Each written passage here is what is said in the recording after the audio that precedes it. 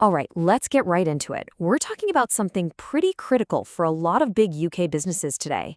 A major energy deadline has just flown by, and that means thousands of companies could actually be breaking the law as we speak. So, I have to ask you, point blank, is your business breaking the law?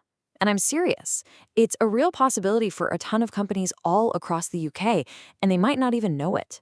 This isn't some tiny bit of fine print we're talking about. It's a mandatory energy audit that was due, and the clock has officially run out. So what is this all about? Well, at its core, this is about a high-stakes energy audit.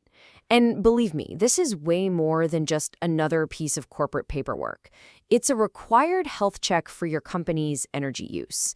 And you really, really don't want to ignore it. What we're talking about is ESOS. That's the Energy Savings Opportunity Scheme. The government basically realized that a lot of businesses just weren't proactively looking for ways to save energy, which meant they were leaving huge amounts of money on the table. So they made it mandatory.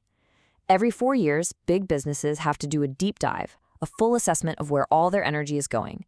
Buildings, transport, you name it, and find real cost-effective ways to cut back. So who's on the hook for this? Well, the net is cast pretty wide. If your organization has 250 or more employees, you're in. Simple as that. But even if you're smaller, you're still covered if your annual turnover is over £44 million and your balance sheet tops $38 million. And here's the kicker, the part that catches a lot of people out. It applies to corporate groups. If even one UK company in your global group hits those numbers, then the entire UK operation has to comply. Okay, so to get a handle on this, we need to talk about two key players in this space. They're both international standards. They sound kind of similar, ISO 14001 and ISO 5001, but trust me, when it comes to ESOS, they play totally different roles. They are worlds apart. The best way to think about it is like this. ISO 14001 is like your company's general manager for the environment. It's fantastic, don't get me wrong. It helps you manage the whole shebang. Waste, water, pollution, resources. It's the foundation for your green credentials. But ISO 5001, that's your specialist. It's a sniper, laser-focused on one thing and one thing only, your energy performance. How to use less, how to be more efficient, and how to drive down costs. And that brings us to the absolute bottom line, the one thing you really need to remember from all this.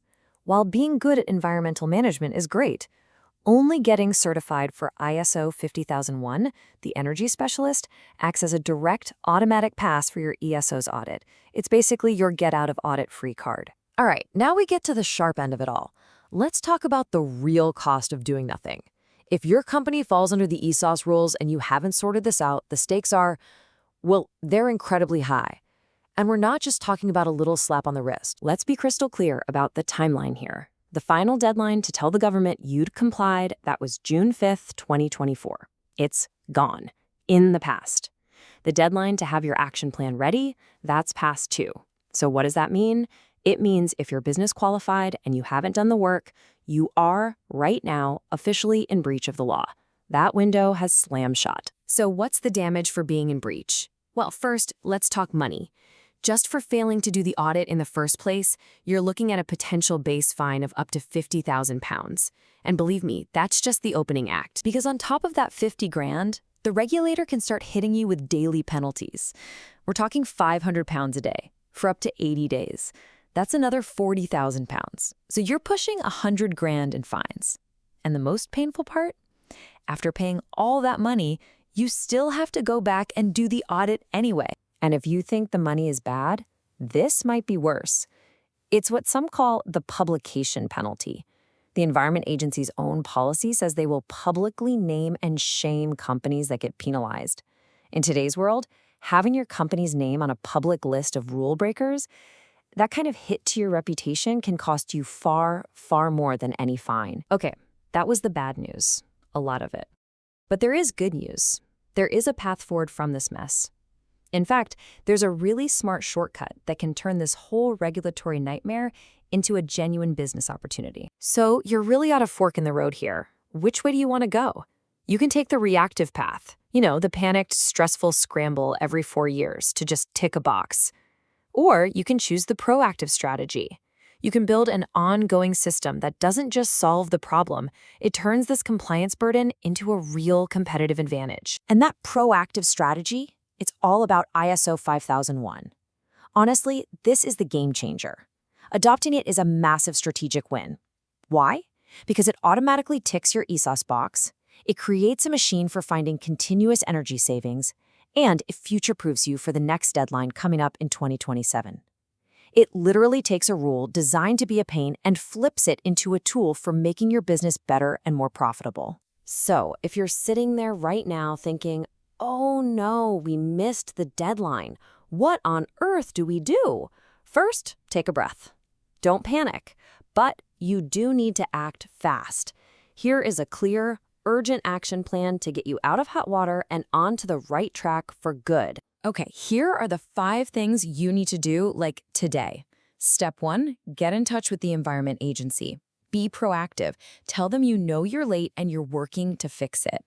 Step 2, immediately, and I mean immediately, appoint a registered ESOS lead assessor. This is not optional. Step 3, get that audit done. Step 4, submit your late compliance notification. And step 5, create that action plan to show you're serious about making changes. Now, about that step 2, finding a lead assessor. This is crucial. You can't just pick anyone. They have to be officially registered with an approved body. You can find lists of them through places like the Energy Institute or IMA. The easiest way is to just go to the government's ESOS guidance page, and they'll have direct links to the registers you need. Look, those 5 steps, they are the fire extinguisher for the fire that's burning right now. They'll get you out of immediate trouble. But the long-term fix, the real permanent solution, it's this. Commit to getting ISO 5001 certified now.